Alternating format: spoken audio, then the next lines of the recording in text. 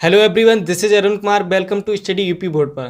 तो कैसे आप सभी, आई होप बढ़िया होंगे। और आप सभी जिस चीज़ का इंतज़ार कर रहे थे वो अब उस घड़ी का इंतज़ार खत्म हुआ और वो घड़ी आ चुकी है। तो मुझे भी पता है आप लोग काफ़ी टाइम से वेट कर रहे थे कि 1 अप्रैल कब आए और हमारा बैच कब स्टार्ट हो और आप कब क्लासेस करना शुरू करें। तो अब बेफिक्र रहिए, आपसे आपकी सभी क्लासेस रेगुलर चलेंगी। इससे पहले आप कुछ क्लासेस कर भी चुके होंगे और इसके बाद भी कुछ क्लासेस करेंगे। तो जिस प्रकार से मैंने आप लोगों को बताया था उसी प्रकार से मैं हिंदी की क्लास लेकर के आया हूँ आप सभी के लिए। और आप बेफिक्र रहिए, अगर आपने भरोसा जताया है हम पर तो आपका भरोसा कायम भी रहेगा। और आप अच्छे से तैयारी कीजिए और उम्मीद करता हूँ कि अगर आप अच्छे से तैयारी करते हो तो 95+ ही स्कोर करके ले जाओगे। और बात की जाए इस अभी भी कुछ लोग बैच से नहीं जुड़े हैं, तो जिन लोगों ने अभी बैच को ज्वाइन नहीं कर पाया वो जाकर के कमेंट में और डिस्क्रिप्शन में लिंक मिलेगी रजिस्टर्ड फॉर्म की, उस फॉर्म को जाकर के फिल कर लीजिए। जिससे क्या होगा, आपको जो क्लास करेंगे क्लास के बाद जो नोट्स मिलेंगे वो नोट्स आपको प्रॉपर मिलते रहें। तो जिससे क्या होगा, आप नोट्स भी आसानी से बना सकते हो। तो चलिए फिर आज की क्लास हम अपनी हिंदी क्लास को स्टार्ट करेंगे। तो मैं कुछ चीज़ें आपको बता दूं, जैसे मैंने अन्य क्लासों में बताया उसी प्रकार से मैं बता रहा हूं कि हो सकता है आज कुछ चीज़ें समझाऊं मैं, हो सकता है 1-2 दिन में आपको समझने में दिक्कत आए, क्योंकि कभी क्या होता है कम्युनिकेशन सही से बैठ नहीं पाता है। लेकिन आप 2-4 क्लासेस करोगे आपको सब चीज़ अच्छी से समझ में आने लगेंगी।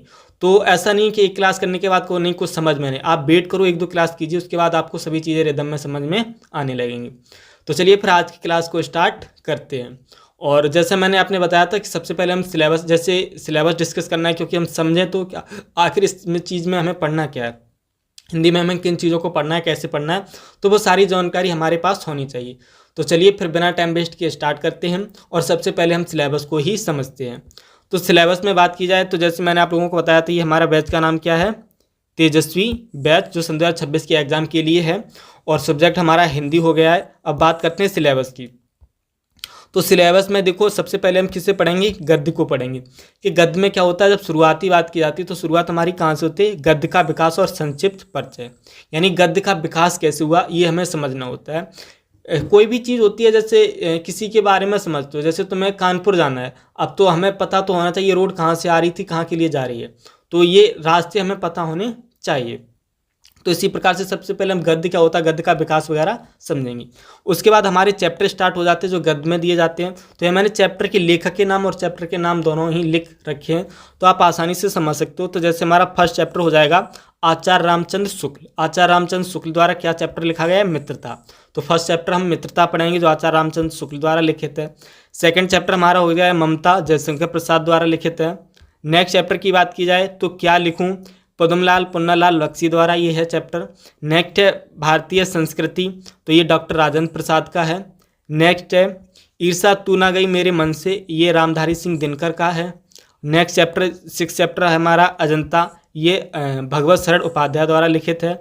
नेक्स्ट 7 चैप्टर है पानी में चंदा और चांद पर आदमी, तो ये किसके द्वारा लिखित है, जयप्रकाश भारती द्वारा।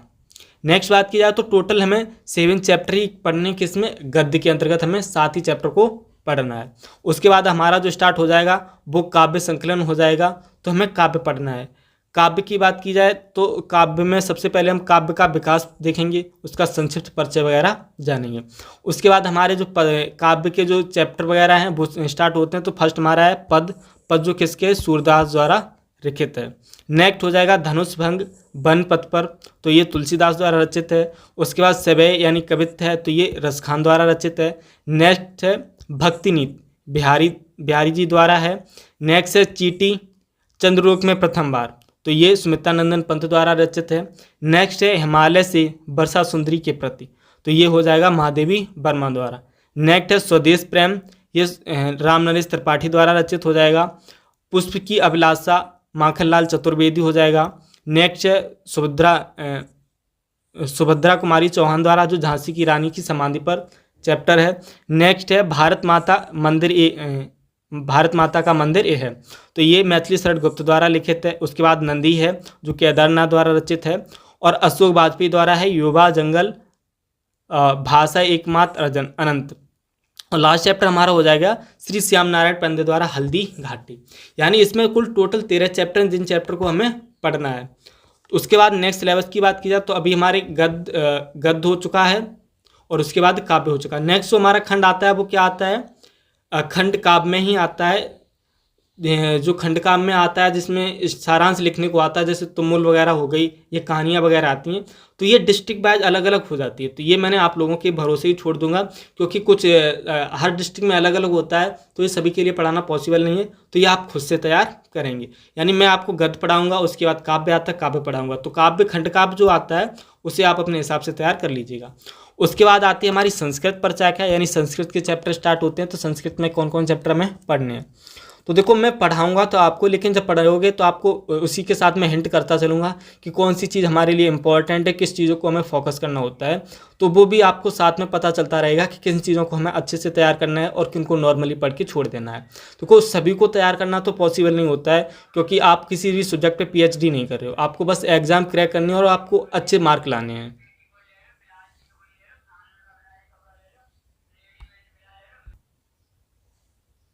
तो आगे हम अपने संस्कृत के चैप्टर देखते हैं। तो संस्कृत के चैप्टर कौन कौन से हमें पढ़ने हैं। तो फर्स्ट चैप्टर यानी प्रथमा पाठ हो जाएगा हमारा वाराणसी, वाराणसी के बारे में पढ़ना है। सेकंड हो जाएगा हमारा अनुयुक्ति विलासा। थर्ड हो जाएगा या तीसरा वीरा वीरेण पूजते, और चौथा है हमारा प्रबुद्धो ग्रामीणा, और पांचवा है देशभक्त चंद्रशेखरा। कैन की बद्धते 6 चैप्टर हो जाएगा। और 7th हो जाएगा छांदोग्य उपनिषद यानी छठोध्याय, यानी जिसमें अरुणश्वेतकेतु संवाद बारे में बात की जाती है। और 8वां चैप्टर हमारा हो जाएगा भारतीय संस्कृति, और 9वां चैप्टर हो जाएगा जीवन सूत्राणी, ये जीवन के सूत्र। तो ये 9 चैप्टर हमें किस में पढ़ने हैं, संस्कृत में 9 चैप्टर को पढ़ना है। उसके बाद आ जाती है हिंदी संस्कृत व्याकरण। अब जो हमारा पार्ट स्टार्ट हो जाएगा वो किसका हो जाएगा, व्याकरण का। तो व्याकरण में काव्य के सौंदर्य के तत्व हैं, तो जिसमें हम रस छंद अलंकार पढ़ेंगे। और ये व्याकरण की क्लासेस मैंने पिछले एग्जाम में भी कराया था, तो आप देख सकते हो पिछली जो वीडियो पड़ी होगी उसके जाकर के देखिए। तो मैंने जो चीज़ें पढ़ाई थी सेम, अगर पेपर उठा करके आप देखोगे तो सेम वही चीज़ें आपको पेपर में भी देखने को मिल जाएंगी। तो आप समझ सकते हो कि जो चीज़ें कंटेंट मैंने पढ़ाया था पिछले साल वो पूरा के पूरा एग्जाम में फंसा था। तो आप इस बात से अंदाज़ा लगा सकते हो। तो आपको जितनी चीज़ें पढ़ाएंगे वो बिल्कुल कन्फैक्ट और क्लियर पढ़ाई जाएंगी, जिससे आपकी एग्जाम की अच्छे से तैयारी हो सके। तो आगे बात करते हैं हिंदी व्याकरण में। तो व्याकरण में आप वाक्य का स्वरूप पढ़ना पड़ेगा, उसके बाद वाच्य के परिवर्तन प्रयोग पढ़ेंगे, पद हो गया यानी विकारी अपकारी शब्द पढ़ेंगे। उसके बाद हमारा हो जाता है शब्द के रचनात्मक तत्व, जैसे उपसर्ग हो गए, समास हो गए, तत्सम तद्भव हो गए और पर्यायवाची शब्द हो गए। नेक्स्ट आ जाएगा हमारे संस्कृति व्याकरण, तो जिसमें शब्द रूप हो गए, सर्वनाम वगैरह हो गया। और लास्ट में हमारी 2 चीज़ें बचती हैं, पत्र लेखन और निबंध लेखन। तो टोटल ये हमारा सिलेबस था। अब आपको ओवरऑल पता चल गया कि हमें क्या क्या चीज़ें पढ़नी है और हमारे सिलेबस में क्या क्या चीज़ें हैं। अब हम आगे शुरुआत करेंगे। तो आप लोगों को बता दूं कि मैं जो शुरुआत करूंगा वो आपके गद्य से ही शुरुआत की जाएगी, जहाँ से आप लोगों को मैंने सिलेबस में बताया था। जैसे आप देख सकते हो तो सिलेबस हमारा स्टार्ट हुआ, तो यहाँ से गद्य संकलन से स्टार्ट करेंगे। तो सबसे पहले हम गद्य का विकास समझेंगे, विकास कैसे हुआ था गद्य का। उसके बाद फिर हम अपने चैप्टर पर जाएंगे। फर्स्ट हमारा जो प्रथम पार्ट दिया गया है मित्रता, तो उससे स्टार्ट करेंगे। तो उससे स्टार्ट करने से पहले हम गद्य का विकास को समझेंगे। तो चलिए, अब यहाँ तक आपको, मुझे लगता है कि आपको कोई समझने में दिक्कत नहीं होगी, क्योंकि अब आप समझ चुके हैं कि हमें सिलेबस में क्या क्या है और हमें सिलेबस में किन किन चीज़ों को पढ़ना है और हम किसके बाद किससे पढ़ेंगे, तो ये भी पता चलता रहेगा। तो अब हम अपने गद्य के विकास को स्टार्ट करते हैं। तो सबसे एक संक्षिप्त विवरण में समझेंगे कि गद्य का विकास हुआ कैसे था। तो देखो, बात की जाए इसमें गद्य के विकास की बात की हिंदी गद्य का विकास। तो देखो दिया गया, हिंदी गद्य का विकास एक लंबी ऐतिहासिक प्रक्रिया है जो विभिन्न कालखंडों और भाषाओं प्रभाव से गुजरी है। इसे 4 चरणों में विभाजित किया जाता है। देखो, जो हिंदी गद्य का विकास है वो अभी 2-4 साल 10 या 15-20 सालों से नहीं हुआ। इसका उद्भव अगर देखा जाए तो एक लंबी प्रक्रिया से हुआ है, और जिसे लगभग कालखंडों में विभाजित किया गया, कई कालखंडों में गुजर के आया है। तो इसे प्रमुख 4 चरणों में विभाजित करके हम इसका अध्ययन करते हैं। जैसे सपोज करो हम ज्योग्राफी में अपने भारत को पढ़ते हैं, तो भारत में हम क्या करते हैं, 4 डायरेक्शन में डिवाइड कर लेते हैं। यानी नॉर्थ एरिया हो गया, साउथ एरिया हो गया, ईस्ट एरिया हो गया, वेस्ट एरिया। इस हिसाब से 4 पार्टों में हम डिवाइड कर ले तो भारत के अध्ययन को हम आसानी से कर सकते हो। इसी प्रकार से हमने हिंदी गद्य के विकास को समझने के लिए 4 भागों में डिवाइड करके रखा है, जिसे आसानी से समझा जा सकता है। तो जो हमारा फर्स्ट हो जाएगा प्राचीन काल, जो 10वीं से लेकर के 14वीं शताब्दी तक के बीच का काल रहा है। यानी प्राचीन काल में 10वीं शताब्दी से स्टार्ट होता है और 14वीं शताब्दी तक चलता आता है। उसके बाद बात की जाए तो अगर इसकी विशेषताओं की बात की जाए तो इस काल में हिंदी गद्य का प्रारंभिक रूप देखने को मिलता है। यह मुख्य रूप से स्थानीय बोलियां जैसे अपभ्रंश, अवधी और ब्रजभाषा में था। मतलब प्राचीन काल में जो भाषा हिंदी का उद्भव हुआ उस समय की अगर बात की जाए तो उसमें क्या था, हिंदी को प्रारंभिक रूप में देखा गया था। जब हिंदी गद्य का प्रारंभिक चरण था तो उस चरण में क्या था, हिंदी एक स्पेशल भाषा में नहीं थी, वो स्थानीय भाषाओं में परिवर्तित थी। जैसे लोग कहीं अपभ्रंश बोलते थे तो कहीं अवधी बोलते थे या कहीं ब्रजभाषा बोलते थे, तो उस हिसाब से ये गद्य का विकास चल रहा था। नेक्स्ट जैसे उदाहरण में देखा जाए तो दान पत्र हो गए, पट्टे परवाने हो गए, टीकाएं हो गए, इस काल में रूप में मिलते हैं। राजस्थानी गद्य भी इसी समय विकसित हुआ था। यानी अगर चीज़ों की लिखित के रूप में देखा जाए तो दान पत्र वगैरह लिखे जाते थे, पट्टे परवाने हो गए या टीकाएं वगैरह जो रचनाएं की जा रही थी वो इसी काल में हुई हैं। जिसमें भाषाएं देखी गई तो आपकी अवधी, अपभ्रंश या ब्रजभाषा थी। और याद रखना इसी मतलब प्राचीन काल में 10वीं और 14वीं शताब्दी के बीच में ही राजस्थानी गद्य का भी विकास हुआ था या विकसित हुई थी। नेक्स्ट इसका प्रभाव देखा जाए तो प्रभाव में हम देख सकते हैं संस्कृति और प्राकृतिक भाषा का प्रभाव रहा है।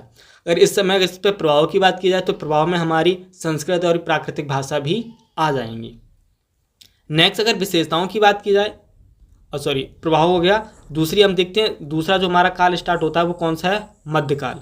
यानी प्राचीन काल हमारा कब से कब तक रहा था, 10वीं से लेकर के 14वीं शताब्दी थी।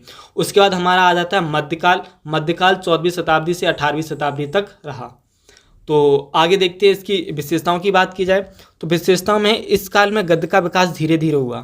देखो हमने देखा था प्राचीन काल में विकास हुआ, लेकिन जब मध्यकाल आता है 14वीं से 18वीं शताब्दी में तो इसमें क्या हुआ, हिंदी गद्य का जो विकास हुआ वो बहुत ही स्लोली यानी धीरे धीरे हुआ चला। आगे है, लेकिन काव्य की प्रधानता बनी रही। ब्रजभाषा गद्य 16वीं शताब्दी में ब्रजभाषा का गद्य का सूत्रपात हुआ। सूफी संतों और भक्ति कवियों ने भी प्रभाव किया। अगर इसकी बात की जाए तो लेकिन इसमें काव्य की प्रधानता बनी रही। पहले क्या था, गद्य था, लेकिन इसमें धीरे धीरे काव्य की भी प्रधानता आने लगी। उसी के साथ ब्रजभाषा गद्य में लगभग 16वीं शताब्दी में क्या हुआ, ब्रजभाषा में गद्य का सूत्रपात भी हुआ। किस भाषा में, ब्रजभाषा में। और आगे बात की जाए तो सूफी संत वगैरह हो गए या भक्त कवियों ने भी इसे प्रभावित किया। आप लोगों को पता है कवियों ने जो सूफी संत वगैरह थी इन्होंने काव्य की कई चीज़ों में किया, तो जिससे ये भी प्रभावित होता रहा। आगे बात की जाए उदाहरण में, जैसे रामचरितमानस, टीकाएं और अनुवाद ग्रंथ हो गए, तो ये किस काल के हैं। जैसे रामचरितमानस वगैरह हो गए तो ये 14वीं शताब्दी से लेकर के 18वीं के बीच में ही इन चीज़ों की रचनाएं हुई थी। तो आप समझ सकते हो कि धीरे धीरे गद्य का विकास कैसे चल रहा था। पहले प्राचीन काल में था, अलग अलग स्थानीय भाषाओं से चला, फिर ब्रजभाषा आ गई, उसी समय राजस्थानी भाषा का भी विकसित हुई। तो इस प्रकार से फिर सूफी संतों और भक्ति कवि वगैरह आए, तो धीरे धीरे रामचरितमानस, टीकाएं जैसे का अनुवाद ग्रंथ भी होने लगे। आगे देखते हैं इस काल के अगर प्रमुख लेखक की बात की जाए तो गद्य लेखन सीमित था। मतलब प्रमुख लेखक देखोगे, लेकिन कुछ विद्वानों ने उपयोगी गद्य लिखा। मतलब इस काल में क्या था, गद्य का जो लेखन था वो बहुत सीमित था, कुछ ही लिमिट मात्रा में लिखे गए होंगे, लेकिन विद्वानों ने काफ़ी उपयोगी गद्य लिखा था। जिसमें जो लिखा भी है, कुछ विद्वान रहे जिन्होंने उपयोगी गद्य का लेखन भी किया। आगे बात की जाए, आपका थर्ड आ जाता है आधुनिक काल। अब हमने दो पढ़ लिए थे, एक 10 से 14 था प्राचीन काल, 14 से 18 रहा मध्यकाल। अब हमारा आता है आधुनिक काल, जो 18वीं शताब्दी से लेकर के 19वीं शताब्दी तक रहा है। इसकी बात की जाए तो खड़ी बोली का उदय। अब जब हमारी आधुनिक काल प्रारंभ होता है 18वीं शताब्दी के बाद, तो किस चीज़ का उद्भव होता है, खड़ी भाषा का उद्भव।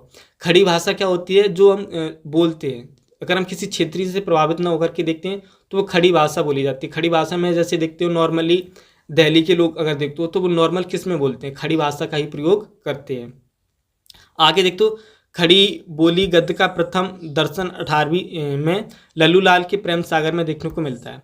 अब अगर खड़ी बोली का अगर दर्शन देखोगे तो 18वीं शताब्दी में लल्लू लाल द्वारा एक लल्लू लाल ने प्रेम सागर में देखने को मिलता है। लल्लू लाल द्वारा जो प्रेम सागर लिखा गया था उसमें देखने को मिलता है कि कहीं ना कहीं खड़ी भाषा का प्रयोग किया गया था।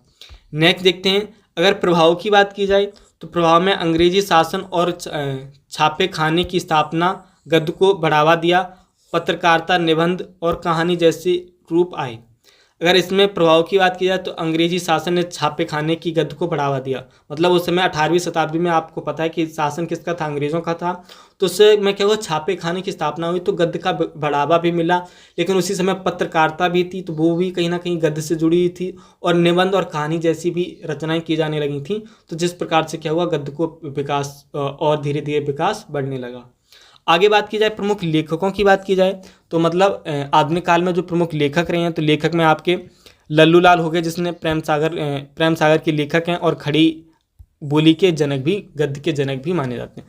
तो इन्होंने एक रचना लिखी लल्लू लाल ने, प्रेम सागर, जो खड़ी भाषा में लिखी गई थी और इन्हें खड़ी भाषा का जनक भी माना जाता है।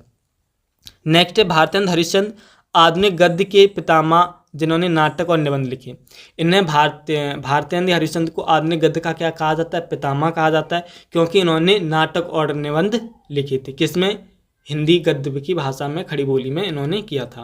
मतलब आधुनिक गद्य के हिंदी गद्य में पितामह कहा जाता है क्योंकि उन्हें गद्य में ही इन्होंने निबंध और क्या लिखे थे, नाटक लिखे। आगे बात की जाए चौथा काल हमारा स्टार्ट होता है आधुनिक काल, जो 20वीं शताब्दी से लेकर के वर्तमान तक चलता चला आ रहा है। अब आपको चारों काल के डिवाइडेशन याद होने चाहिए। फर्स्ट प्राचीन काल था जो 10वीं से 14वीं तक रहा। सेकंड मध्यकाल आता 14वीं से 18वीं तक रहा। तृतीय आता है प्राचीन काल जो 18वीं से 19वीं तक चला। 19वीं से लेकर के जो अभी तक 20वीं शताब्दी से लेकर जो अब तक चल रहा है वो प्राचीन यानी आधुनिक काल चल रहा है। इसकी अगर विशेषताओं की बात की जाए तो इस काल में गद्य पूर्ण रूप से विकसित हुआ।